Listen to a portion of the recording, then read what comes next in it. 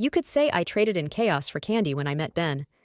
My days used to be filled with managing disasters and cleaning up corporate messes, but then love swept in, and before I knew it, I was knee-deep in sugar and spice, and everything nice at Sugar Haven, Ben's family candy store. It wasn't long before I took over the store's finances, and we started to see some real success. "Good morning, love." Ben greeted me one Monday as I stepped into the sweet aroma of our shop. His smile was infectious, and despite the tension that was brewing, it was a reminder of why I was here. "Morning," I replied, flipping through the mail, bills mostly, which I had learned to manage like a pro. "Sales are up this month. That new chocolate line is a hit," I said, trying to keep things positive. Ben just shrugged, a bit too casually. "Yeah, well, that's all you, isn't it? Mom still thinks I'm the candy king." He chuckled, but I could tell the words weighed on him more than he let on. Speaking of the devil, Linda waltzed in, all smiles and no sense of personal space. "Benjamin, my boy, you've outdone yourself. The store looks fabulous," she beamed, patting her son on the back. Her gaze then slid over to me, and her lips pursed just slightly. "Anna, still playing shopkeeper, I see." I let out a soft sigh. "Good morning, Linda, and yes, playing shopkeeper is keeping us in the black," I responded, keeping my tone even. It was too early for a spat, and the last thing I wanted was to give her the satisfaction of seeing me ruffled. She tisked, waving a hand in dismissal. "Numbers, numbers. You should leave that to the accountants and help my son with the real business." Her eyes glinted with that all-too-familiar mix of disdain and condescension. Before I could answer, Ben stepped in. "Mom, Anna's doing more than fine. We're doing great because she's got a head for business." He slipped an arm around my waist, a silent show of solidarity. Linda sniffed, clearly not convinced. "Well, as long as my boy is happy, I suppose that's what matters." And with that, she flounced off to the other side of the store, presumably to find some other way to remind us of her presence. Ben squeezed my side apologetically. "Don't let her get to you," he murmured. I shook my head, forcing a smile. "I'm not. Let's just focus on the shop, okay?" And focus we did. With each day, Sugar Haven became more than just a candy store. It was our little piece of paradise. At least that's what I thought until everything began to crumble. I started noticing the changes when the deliveries got more frequent, and they weren't full of sugar or spice, but things that had price tags that made my stomach drop. "Another package, Ben?" I asked one evening as I locked up the register. I held up a sleek gadget still in its shiny packaging. It looked expensive. "Oh, that's the new phone I ordered," Ben said with a grin as he cut open the box like a kid on Christmas. "Top of the line." I raised an eyebrow. "Don't we have other things to invest in? The mixer in the back has been making that funny noise." Ben dismissed me with a wave of his hand, his attention fixed on peeling the protective film off his new toy. "It's fine, Anna. We've got to treat ourselves too, you know?" A part of me wanted to argue, to remind him of the thin line we were walking financially, but I bit my tongue. It wasn't just the phone either. Linda had taken to showing off new outfits every other week, parading through Sugar Haven like it was her personal runway. "Anna, look at this dress, isn't it just darling?" Linda twirled in a floral number that had to cost more than we made in a day. "It's nice," I said, keeping my voice neutral. "But aren't we supposed to be saving up to fix the sign out front?" Linda scoffed, patting her son's cheek. "Nonsense! The store is doing wonderfully. Benjamin, tell her." Ben, who had been half listening, nodded along. "Yeah, we're doing great, Anna. Don't worry so much." That was the problem, though. I did worry. I worried every time I looked at our books and saw the numbers that didn't add up. Doing great wasn't the term I would use when every profit we made was being swallowed by personal purchases.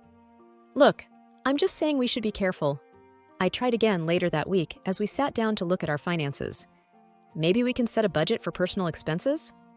Ben looked at me like I'd suggested we sell the store and become circus performers. "A budget? Come on, Anna, we're not that bad, and it's not like you to be stingy." It stung, that word, stingy. I wasn't being stingy. I was being sensible. "It's not about being stingy, Ben. It's about being smart. We have to think about the future of Sugar Haven." He didn't seem to hear me, though, already scrolling through a website for another purchase. "You worry too much," he said, half distracted. "It'll all work out." Things took a turn when Linda decided to bring in some extra help. It was a Tuesday, I remember, because Tuesdays were inventory days, and I was elbow deep in organizing our latest shipment of candy jars when she walked in, arm in arm with a girl who couldn't have been older than 20. Anna, this is Tessa, Linda announced with a flourish. Tessa, dear, this is Anna, my son's assistant. I straightened up, wiping my hands on my apron. Nice to meet you, Tessa, but I'm actually the co-manager here. Tessa offered a smile that didn't quite reach her eyes. I've heard a lot about you. I'm really excited to be part of the team. I glanced at Linda, whose smug look was enough to tell me she hadn't consulted Ben about this new development. What exactly will Tessa be assisting with? I asked, trying to keep my tone friendly. Oh, she's going to be helping out with the business side of things. You can only do so much, after all, Linda said, with a dismissive glance at my inventory list. I nodded, still a bit confused. All right, well, we have a system here, so I'll have to bring her up to speed. It didn't take long for me to see that Tessa's version of helping out was more about hovering and less about doing actual work. And when I saw the salary Ben's mother had set for her, I nearly choked. Ben, can we talk? I cornered him later that day in the office. Sure, what's up? He asked, not looking up from his computer. It's about Tessa. Her salary it's more than what we can afford for the role she's in. Ben finally looked up, his brow furrowing. Mom said it was fine. She thinks Tessa's going to bring a lot to the table. I sighed, feeling like I was talking to a wall. But we agreed to discuss new hires together, especially when it comes to how much we're paying them. He shrugged, that annoyingly dismissive gesture becoming more frequent. What's done is done. Mom has a good feeling about her. I had to bite back a retort. Good feelings didn't balance books. I left the office feeling like I was the only one seeing the red flags, while Ben and his mother were content to parade around with blindfolds. I've always been the kind to check twice, maybe 3 times, especially when it comes to numbers. So when I stumbled upon an envelope stuffed in the back of a filing cabinet while hunting for a misplaced invoice, my first thought was that it was just another forgotten bill. But as I flipped through the papers, my heart started to race, not from excitement, but from cold, hard dread. It was a loan document, with Sugar Haven listed as collateral, and the amount was far more than what would ever be considered reasonable for our modest shop. Ben, I said, walking into his cluttered office, papers in hand. What is this? He glanced up, and I saw his eyes flicker, the first sign of guilt I'd seen in him in months. Oh, it's nothing. Just a small loan I took out to cover, store improvements. Store improvements? I echoed, incredulous. This amount could renovate the store 5 times over. What did you really use it for? There was a pause, long enough for the truth to wedge itself between us. Okay, look, he started, and I could tell he was choosing his words carefully. I might have used some of it for the house, the one I've been working on, for us. For us? I repeated, my voice sharp with disbelief. Or for your gadgets and whatever else you've been blowing money on. He stood up then, his chair scraping back with a sound that felt like a gavel on my patience. It's not like that, Anna. You don't understand. This is all going to pay off in the end. I shook my head. No, Ben. Taking out a loan against the store without telling me, that's what I don't understand. How could you be so reckless? Before he could answer, Linda bustled in, her nose wrinkling as she saw the papers in my hand. What's all this about? She demanded. Ben tried to explain, but I cut him off, thrusting the loan papers at her. Did you know about this? She barely glanced at the documents before waving them off. Of course I did. Ben's just doing what's necessary for our future. And who are you to question him? You're just the help, after all. The words stung, but more than that, they fueled a fire in me. Just the help? I said, my voice low but firm. I've been keeping this store afloat while you two have been treating it like your personal bank account. Ben's face had gone pale, and Linda looked like she was about to spit fire. You ungrateful little... No, I interrupted, my calm surprising even myself. What's ungrateful is not recognizing the hard work someone's been putting into this business. What's foolish is risking everything for a house that we don't even need. I waited for them to say something, to defend themselves, but all they did was stare at me, caught in the act. I left the room then, the documents clutched in my hand like a verdict yet to be delivered. The kitchen table was never really meant for business meetings, but that day, it was surrounded by the most solemn faces, as if we were about to discuss matters of state instead of the confectionery. Ben cleared his throat, his eyes not quite meeting mine. We need to talk about the store's future. I sat down, folding my hands on the table. We already did that when I found the loan documents. Linda huffed from across the table, her arms crossed. We need to be realistic, Anna. The store isn't pulling in enough to cover the debts. We have to find money somewhere. There it was, The we that really meant me. I kept my voice steady. What do you suggest? Her eyes gleamed with a kind of cold calculation. You have that inheritance from your parents. It could cover the debts and get the store back on its feet. I felt like I was listening to a stranger, not the woman whose son I had married. You want me to use my parents' money? The money they left for me, for my future? Ben finally spoke up. It's not like you're doing anything else with it. That money was meant for me, for my security, I said, the disbelief clear in my voice. And what about our security? Linda shot back. You're part of this family now, aren't you? I looked between them, my heart sinking. I am, but it seems you only remember that when you need something from me. Ben shifted uncomfortably. It's not like that, but we're drowning here, Anna. So, you expect me to just hand over my future? Just like that? I asked. Linda leaned forward. If you care about this family, yes.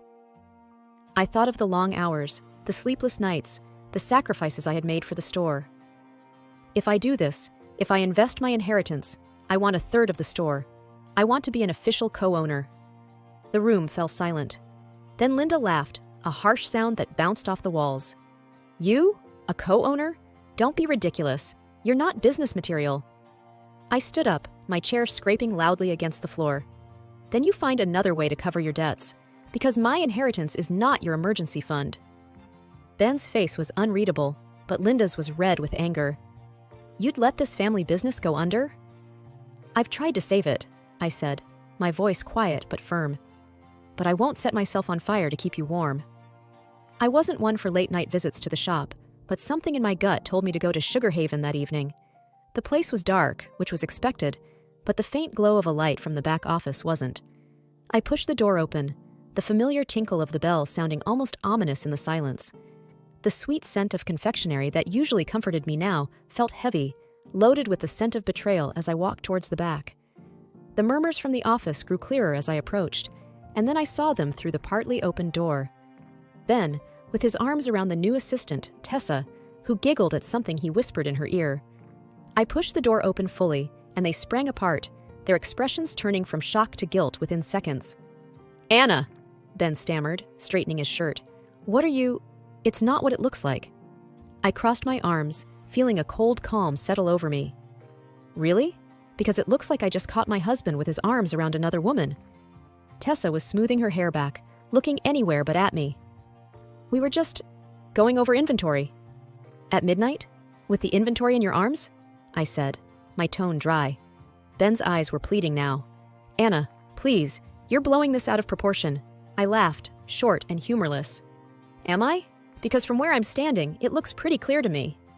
He took a step towards me, and I held up a hand. Save it, Ben. I don't know what's worse, the cheating or the pathetic lies. Tessa finally spoke up, her voice small. I'm sorry, Anna. I didn't mean for any of this to happen. I looked at her, really looked at her, young, naive, and caught in the web of a man who couldn't take responsibility for his actions. You should be, and you should also be looking for another job. Ben's protest was immediate. You can't fire her for this. I turned to him, my resolve steeling. I can and I will, and I'll be looking for a good lawyer in the morning. His face paled. Anna, please, let's talk about this. There's nothing to talk about, I said, cutting him off. You've made your choices. Now you get to live with them. I didn't wait for his response. I walked out of there with my head held high, the sound of Ben calling after me fading into the background. The morning after, I caught Ben was bright, a stark contrast to the mood in our home. I'd spent the night at my own place, the one I kept as a rental property. As I sat at the kitchen table, my phone buzzed with a message from Ben. I considered not even reading it, but curiosity got the better of me. It was a photo of a bank letter addressed to Ben, the words, "Final notice," and "immediate repayment required," standing out. Beneath it, he'd typed a message. We need to talk. This is serious. I typed back a simple, on my way, and got ready to face the music. When I arrived at the confectionery, Ben and Linda were already there, pacing like caged animals. Linda spotted me first, and her expression soured. Decided to show up, did you? She snapped as I walked in. I nodded, holding her gaze. You wanted to talk? Ben held out the letter to me. The bank's coming down hard. We could lose everything. I scanned the letter, the numbers not surprising me, but still making my stomach turn. So, what's your plan? Linda's plan was apparently to glare daggers at me. We wouldn't be in this mess if you just helped us when we asked. Ignoring her, I addressed Ben. What are you going to do? He ran a hand through his hair, looking defeated. I thought you could pay it off, with your inheritance. My laugh was bitter. And I told you, I'm not doing that without a stake in the business. Linda stepped forward. You're being unreasonable, Anna. This is a family business. I met her challenge with a calm I didn't feel. And where was this family when your son was spending money we don't have and hiring his friends for fun? Ben started to say something, but stopped, his eyes dropping to the floor. You don't get to play the family card only when it suits you, I continued. We'll figure something else out then, Ben muttered. You'll have to, I agreed. Then Linda did something unexpected. She smiled, but it wasn't pleasant. Fine, but if you're not going to help, then you're out. We'll manage without you. You're fired. I stared at her, letting the silence stretch out before I matched her smile with my own.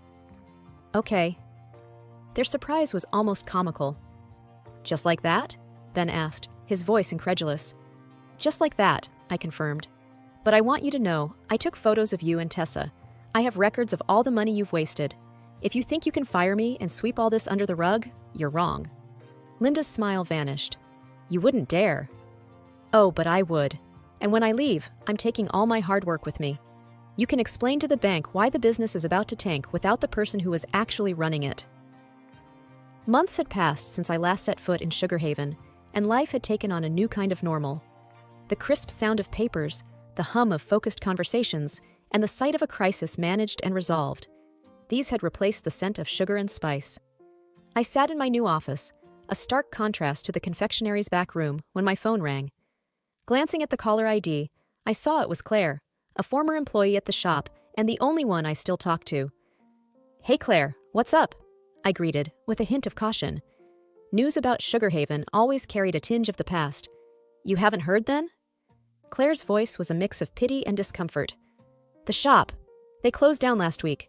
The bank foreclosed on them, and the house too. I leaned back in my chair, a weight lifting off my shoulders that I hadn't realized was there. I see. And Ben and his mother? There was a pause. They're not doing great. Rumor has it they've moved in with his aunt. No one's seen them much. I sighed, not quite sure how to feel. Thanks for letting me know, Claire. She hesitated before adding, Anna, everyone knows you were the heart of that place. It was never the same after you left. A small, sad smile touched my lips.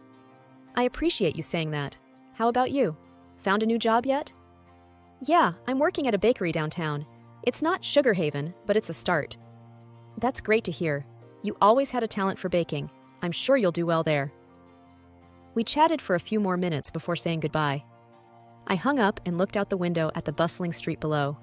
There was a knock at my door, and my assistant peeked in. Your 3 o'clock is here, Anna. Thanks, send them in, I responded, shaking off the remnants of nostalgia. The clients came in, a husband and wife team looking worried about their own business. I stood to greet them, ready to dive into another challenge. We've heard great things about you, Anna, the wife said as we sat down. They say you're the best crisis manager in town. I smiled, the title sitting comfortably with me. I'll do my best to live up to that reputation. Now, tell me about your business, and let's see how we can turn things around. As they spoke, I listened, already forming strategies in my mind. This was my world now, where every problem had a solution and every crisis was an opportunity. Sugar Haven and its bitter memories were behind me, and ahead was a path that I had forged for myself, a path of resilience, redemption, and rebirth. The meeting stretched on, the client's initial anxiety giving way to hopeful smiles as we discussed possibilities. They left with a renewed sense of purpose, and I turned back to my desk, my heart lighter than it had been in a long time. In the end, I realized that sometimes the sweetest outcomes come after the most bitter trials, and the future was mine to create, one careful step at a time.